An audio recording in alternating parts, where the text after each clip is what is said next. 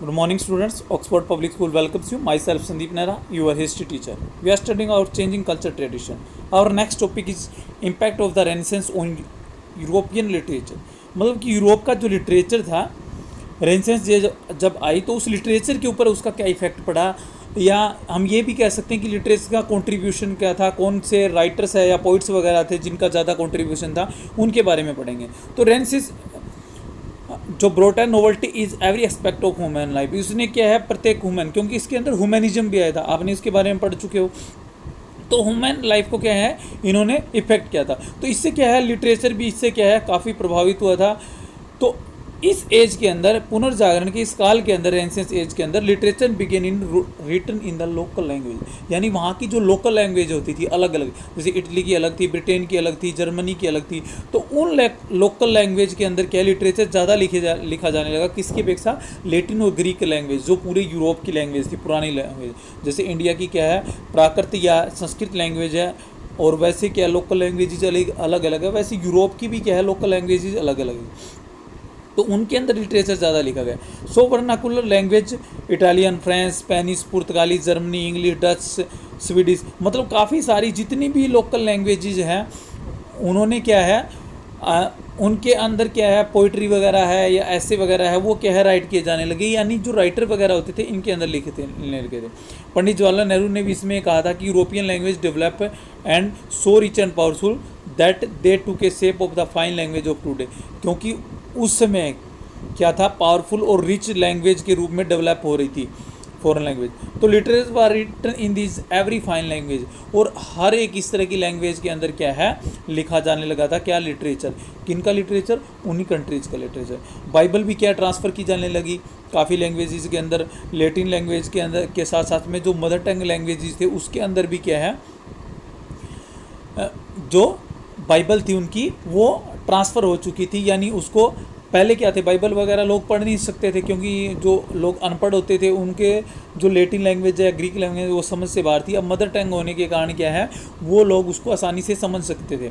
तो पहले जो कहने का मतलब है लिटरेचर जो था वो सिर्फ रिलीजियस मैटर तक ही सीमित था, लेकिन अब क्या है वो क्रिटिसिज्म बेस्ड बन चुका था, ह्यूमनिस्ट बन चुका था, इंडिविजुअलिस्ट बन चुका था। यानी कहने का मतलब है कि लिटरेचर ने काफ़ी प्रोग्रेस की थी। तो हम मेन जो इफेक्ट पड़ा था वो इटली के ऊपर पड़ा था। तो आपने हर टॉपिक के अंदर इटली, चाहे वो ट्रेड में हो, लिटरेचर में हो, हर के अंदर तो इटली का इसके ऊपर है। तो मेन 3 का कंट्रीब्यूशन इसमें ज़्यादा बताते हैं, दांते, पैट्रियोक और बुकेसियो। तो पैट्रियोक के बारे में तो आप पढ़ भी चुके हो पीछे। तो दांते के बारे में, दांते क्या एक बहुत ही महान क्या है पोइट था। वो क्या है उसने क्या है ग्रीक स्कॉलर के साथ उसके क्या कंपेयर किया गया। उसने एक काफ़ी अच्छी उसकी जो रचना मानी जाती है, इमेजिन स्टोरी मानी जाती है, वो है डिवाइन कॉमेडी। मतलब उसने क्या है जो नरक और स्वर्ग, हेल एंड हेवन होती है, उसके ऊपर एक स्टोरी लिखी थी, और वो स्टोरी एक कॉमेडी के रूप में लिखी थी। मतलब क्रिटिसाइज भी थी वो उस समय के कि किस तरह से क्या है उसमें दिखाया गया कि एक आदमी क्या है हेल में जाता है और उस तरह से उसके साथ कैसा दुर्व्यवहार किया जाता है, और फिर वो हेवन में जाता है तो कैसा होता है। तो इस तरह से ये एक तरह का क्रिटिसाइज था, जो उस समय की रिलीजियस सिस्टम था उसके ऊपर क्रिटिसाइज था। तो इसलिए रेनेसेंस एज में उसने लोगों को ये मोटिवेट किया कि हमें आज के जीवन में जीना चाहिए, आने वाले जीवन के लिए क्या है या हेल और हेवन के मतलब उसके चक्कर में पड़कर अपने जो आज की लाइफ है उसको क्या है इग्नोर नहीं करना चाहिए। तो ये जर्नी क्या है began with agony and ends of the spiritual joy. तो this book mainly aims to inspire a man to lead a modern and discipline life. तो ये मतलब एक व्यक्ति को इससे इंस्पायर करती है कि वो उसको क्या होना चाहिए, डिसिप्लिन, अनुशासित जीवन जीना चाहिए, मोरल जीवन जीना चाहिए, न कि क्या है सिर्फ रिलीजियस के चक्कर में रहना चाहिए। ही टॉट पीपल ह्यूमन लो, उसने मनुष्य से प्यार करना सिखाया। लव फॉर हिज कंट्री, अपने कंट्री से प्रेम करना सिखाया। लव फॉर नेचर से प्रेम करना सिखाया। तो no doubt the subject matter of the book is the medieval age and spiritual. तो हम ये कह सकते हैं कि इसमें कोई डाउट नहीं है कि इसने क्या है मध्य युग के लिए सब्जेक्ट मैटर को चुना और लोगों को क्या है काफ़ी इसके लिए प्रभावित किया। नेक्स्ट है पैट्रियोस। पैट्रियोस को क्या है ह्यूमनिज्म का फादर भी कहा जाता है, यानी इन्होंने ह्यूमनिज्म के बारे में जो सबसे पहले या लीडिंग ह्यूमनिज्म की जब बात आती है तो वो इनकी आती है। तो ये फर्स्ट मैन थे रेनेसांस में जिन्होंने ह्यूमैनिज्म को बढ़ावा दिया था। Many historian place in the higher, काफ़ी इसको दांते से भी ऊपर का स्थान देते हैं। वैसे दांते इससे पहले के थे, इनका क्या है डेट ऑफ बर्थ बाद का है और उनका पहले का है, क्योंकि इसमें date of birth, date of year and death of year लिखी हुई है। तो दांते इनसे काफ़ी पहले के थे। तो पैट्रियोट्स क्या थे, उन्होंने क्या है Dante's divine comedy reflect the middle age, उन्होंने कहा कि दांते की जो डिवाइन है वो मिडिल एज को रिफ्लेक्ट करती है, कॉमेडी के रूप में रिफ्लेक्ट करती है। जबकि जो पैट्रियोट की स्टोरी है वो एक नोवेल्स है, लोगों को मोटिवेट करती है, उस बारे में बताती है, उनकी ब्रेवली के बारे में बताती है, वो लिटरेचर के बारे में बताती है।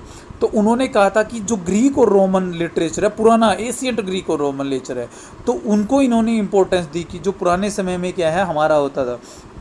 उसने इन पोइम्स के जरिए क्या है लोगों के जो दुख होते थे, उनके जो जॉय होते थे, शोर और जॉय दोनों को क्या है नेचर के द्वारा क्या है प्रदर्शित करने की कोशिश की और बताया कि वो कैसे आते हैं। ही सेट अप मैनी लाइब्रेरीज, उसने कहा काफ़ी लाइब्रेरी बनाई अपने, उसके अंदर उन्होंने क्या एक स्कूल भी खोला था, आपने पहले पढ़ा है।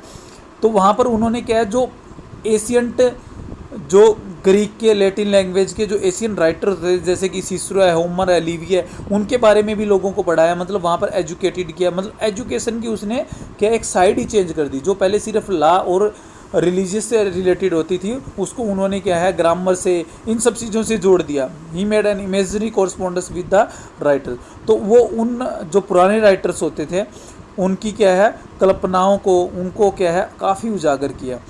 तो ये हम ये कह सकते हैं कि वो एशियन सिविलाइजेशन था, उसके ग्रेट लवर थे, और जो पुराना रोमन था या पुराने रोम की जो सिविलाइजेशन थी या ग्रीक की सिविलाइजेशन थी उसको क्या है आगे लेकर के है। तो हम ये कह सकते हैं he was a countryman for ancient Greek and Roman literature was his greatest contribution. Next है Boccaccio. Boccaccio was the follower of the patriots, वो क्या है पैट्रियोट्स के फॉलोवर थे। उन्होंने भी क्या एक स्टोरी लिखी थी डेकोरम में, और वो भी उसका काफ़ी बड़ा वर्क माना जाता है। इसने 100 के आसपास क्या है स्टोरीज लिखी, जिसका उन्होंने मोरल एजुकेशन के बारे में बताया, करप्शन के खिलाफ उन्होंने लिखा, और उन्होंने कहा कि किस तरह से सोसाइटी के अंदर, इटली की सोसाइटी के अंदर करप्शन वगैरह बढ़ रहा है, अपनी सोसाइटी वगैरह के बारे में ये बताया। तो इस तरह से दांते है, वो सेरियोस है, टैसो है, सुल्तानी है, इन्होंने भी क्या इटालियन लिटरेचर के अंदर काफ़ी कंट्रीब्यूशन किया।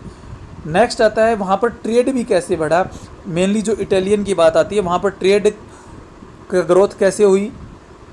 तो ट्रेड की ग्रोथ के लिए है राइज ऑफ मिडिल क्लास, एक मतलब मिडिल क्लास का उदय हुआ था रेनेसांस एज के अंदर। इससे पहले क्या थे, या तो क्या थे बड़े बड़े फेडरलिज्म के कारण बड़े बड़े सामंत होते थे, और या फिर पुअर लोग। अब क्या है एक नया व्यापारी वर्ग उदय होकर के आया था जो पैसे के साथ कुछ भी कर सकता था, अपना पैसा भी खर्च कर सकता था, वो एक मिडिल क्लास हुई थी। इसमें क्या है किंग बिकेम स्ट्रॉन्ग, राजा भी क्या शक्तिशाली बन गया था। क्यों बन गया था, सामंतों से उसका पीछा छूट गया था, सामंतों से वो दबा रहता था, क्योंकि सामंत उसको क्या है काफ़ी पैसा देते थे, लोगों पर अत्याचार करते थे। अब क्या है जो टैक्स वगैरह वो सीधे किससे मिलते थे, उनको ट्रेडर से मिलते थे। इसके कारण क्या है उन्होंने अपनी मिलिट्री वगैरह बना ली थी, तो राजा स्ट्रॉन्ग हो गए थे। नेक्स्ट है decline in power of the church and the federal Lord. जो फेडरल लॉर्ड थे और जो चर्च थे, जो राजा के ऊपर भी प्रेशर बनाते थे, तो वो उनकी पावर्स क्या हो चुकी थी, कम हो चुकी थी। थर्ड क्लास क्या है, इसमें सिक्योरिटी चाहिए थी, इसलिए उन्होंने क्या है राजा से हेल्प की और राजा की भी हेल्प की। तो राजा को उनकी जरूरत थी और उनको राजा की जरूरत थी, तो इसलिए वो दोनों पावरफुल होते चले गए, जिसके कारण चर्च और जो फेडरल लॉर्ड्स होते थे वो सारे के सारे वीक होते चले गए। Next significance of the emerging of town, और इसके अंदर क्या है कई कस्बों का उदय हुआ ट्रेड्स बढ़ने के कारण। तो वो क्यों हुआ, फ्रीडम फॉर फेडरल स्लेवरी, तो जो स्लेव होते थे फेडरल के लॉर्ड्स में फ्री में काम करते थे, उनको क्या है बिना पैसे से काम करवाया जाता था, वो क्या है कस्बों में बसने लगे थे। इसके कारण जो वहाँ पर मनी लीडर्स होते थे या बड़े ट्रेडर्स होते, उन्होंने क्या है पैसे दे करके क्या है उनको स्वतंत्र करवा लिया, उन शहरों को भी स्वतंत्र करवा लिया। तो now federal lords and king कोई क्या है उसके अंदर कॉन्ट्रीब्यूशन नहीं करता था, फ्री एटमोसफेयर भी होता था उनका। तो सिटीजन इसके अंदर इंजॉय लेते थे उन टाउन्स के अंदर फ्री। वो क्या पैसे के लिए क्या अपनी मजदूरी वगैरह जो होती थी, वेजेस वगैरह लेकर के काम करते थे, उनको अब क्या है फ्री कॉस्ट, जैसे वो लोड्स के काम करते थे वैसे काम नहीं करते थे। तो इस तरह से क्या है इसमें ट्रेड्स और टाउन के ऊपर भी क्या है रेनेसांस एज के अंदर इफेक्ट पड़ा, और ये भी मेनली इटली के अंदर ही है। आपका जो हर मैटर जुड़ा हुआ है वो मेनली इटली के साथ जुड़ा हुआ है रेनेसांस एज का, क्योंकि स्टार्टिंग पॉइंट वहीं माना जाता है। Okay, thank you.